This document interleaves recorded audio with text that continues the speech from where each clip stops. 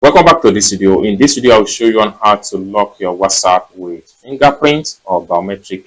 So let's see. But before we dive into the tutorial, if you find this tutorial useful and you are pretty new to this channel, remember to click on that subscribe, turn on the notification bell for more useful tutorial like this. So with that being said, let's get started.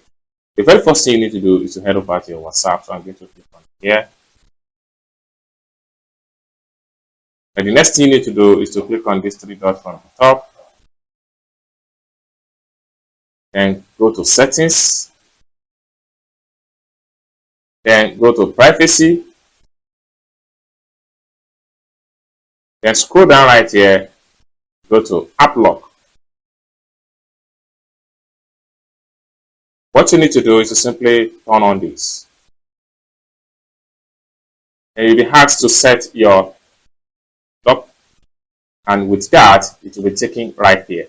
Now now at this point here, automatically lock WhatsApp immediately or after 1 minute or after 30 minutes. This simply means that if you select after 1 minute, it simply means that your WhatsApp is going to lock after 1 minute of you exiting from the app.